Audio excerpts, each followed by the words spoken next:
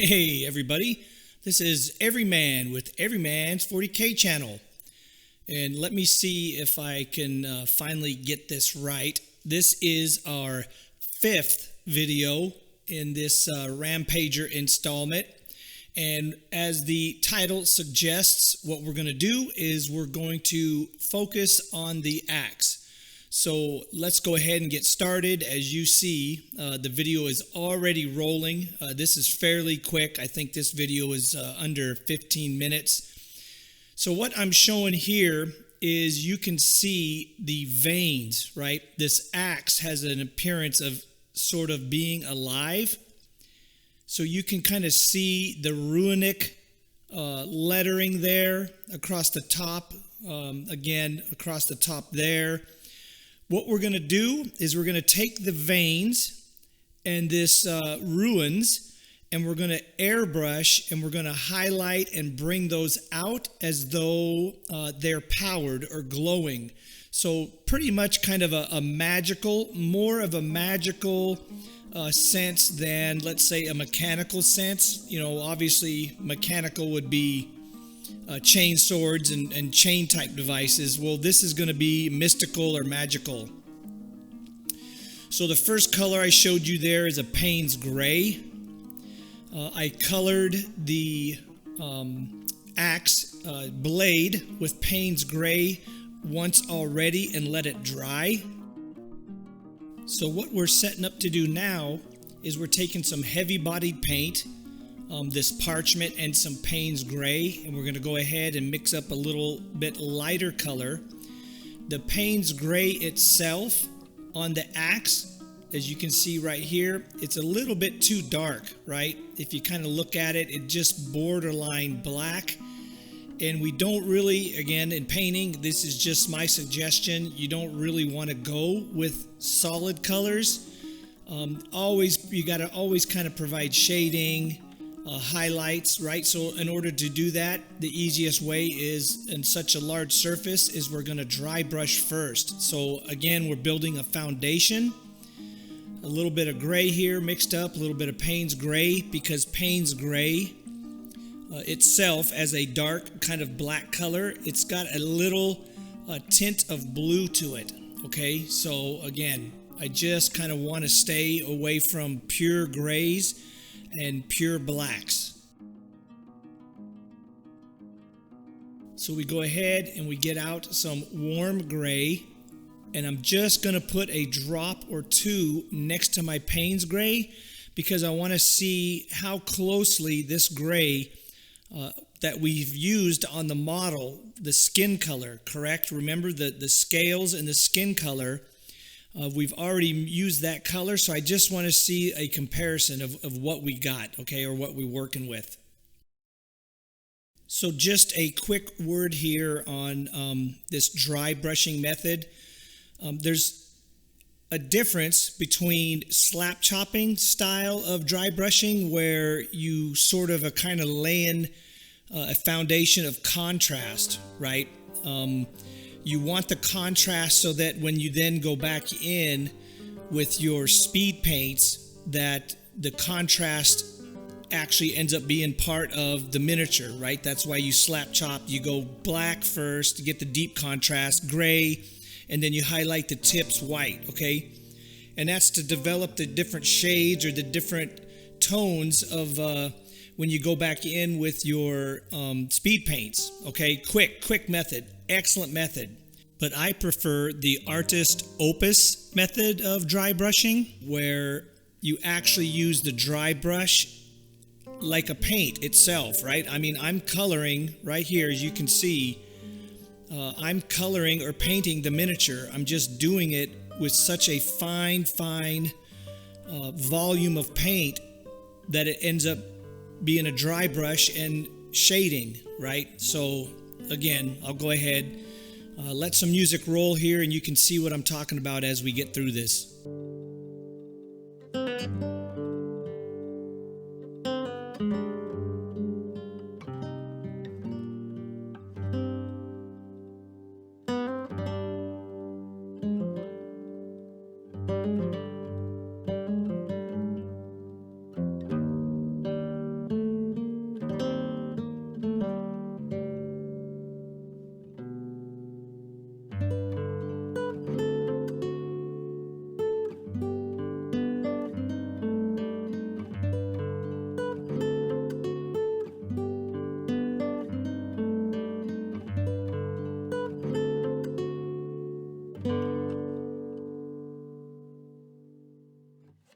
Okay, so now let's take a look. So this is super, super smooth, super blended. Now I know my camera, because it's a cell phone, it kind of looks pixelated or dusty, but in reality, with the naked eye, the camera helps to pick up all them little tiny, what kind of looks like dots, but they're really not there. I mean, it's super smooth. I mean, like glass. Okay, so we're going to get out some titanium white.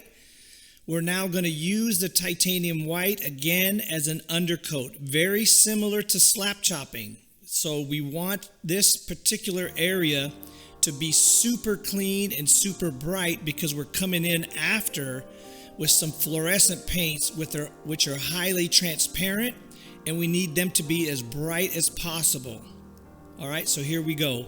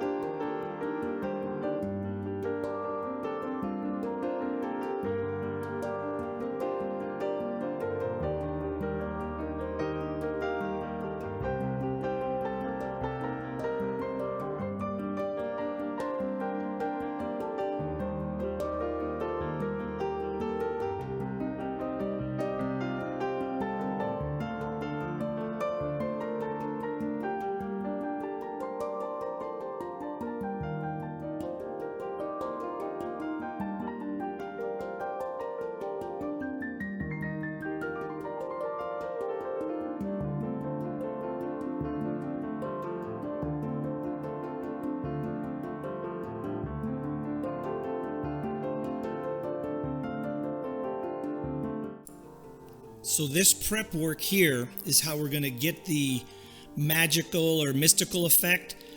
Essentially, it's like the glowing effect or the shine, right, on a power sword. How they get the power effect coruscating up through the power sword, right? And you'll see what I'm talking about as we start to airbrush this.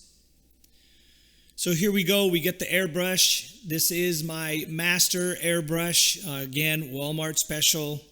I think I have the 0.3 nozzle in there. Here are my cheap colors. I went to Hobby Lobby. Again, I think I paid $5.99 for a set of 10 of these after a coupon. Ranging from blues to reds to purples to oranges and greens, right? They're just neon paints, okay? They are actually fluorescent, so when we do apply a black light, they will glow. So they do actually carry the fluorescent tone or, shine to them. So we're going to mix up some paint. This is kind of lengthy, kind of boring, but we don't need that much. You'll see how much or how little paint we need to actually spray paint this axe or, airbrush this axe. So I'm going to go ahead, let the music roll, and let you guys kind of witness this. Nice, calm music. Pretty simple.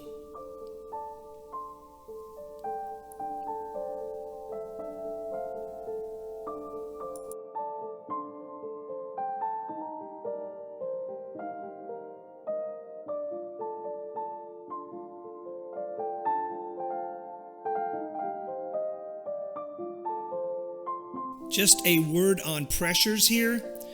I set my pressure, I'm running about 10. You get about a 2 psi reduction once you push the nozzle or the actuator. So at the nozzle, it's about 8 psi, very low.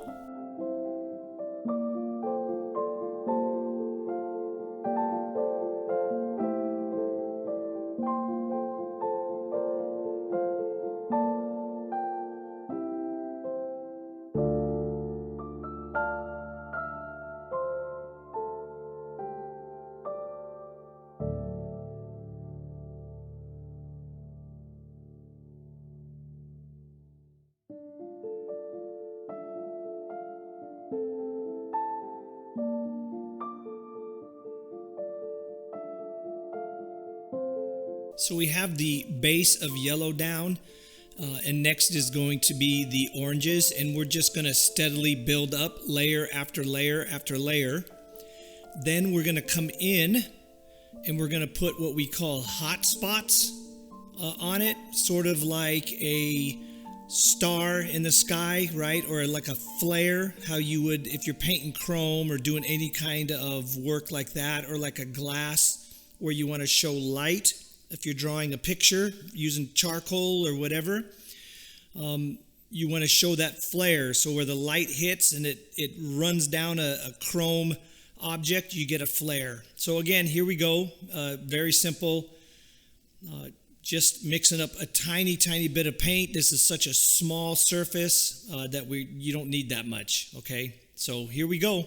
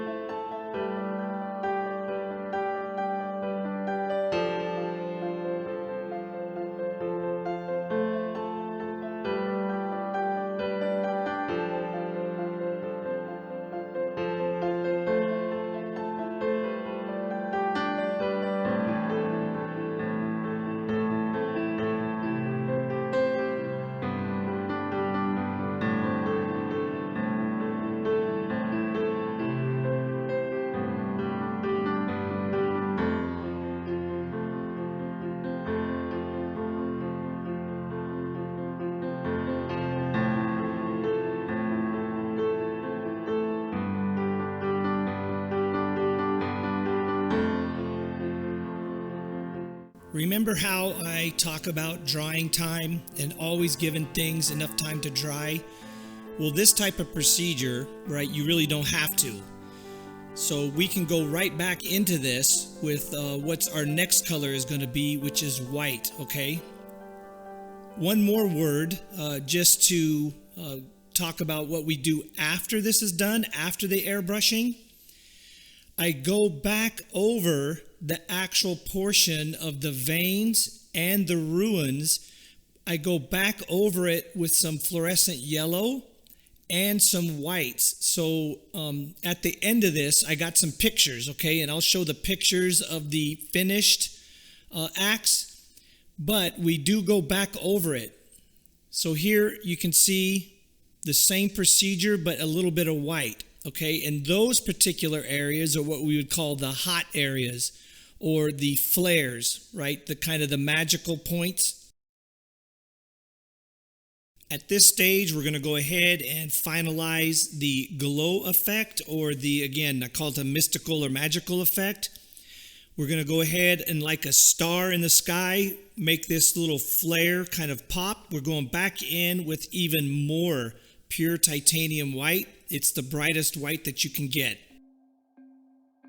All right, that's it for our 5th video. Up next is the final video and the showcase. So go ahead, stay to the end. I posted some pictures of the final arm all done up complete, okay? So again, check it out. That's going to complete this one. So please hit that subscribe button, smash that notification bell, and if you can, hit that like button, because likes alters the algorithm, and tell all your friends on social media that I'm out here. And like we always say on every episode, may all your dice rolls come up 6s unless you're looking for that 1. Peace out, everybody.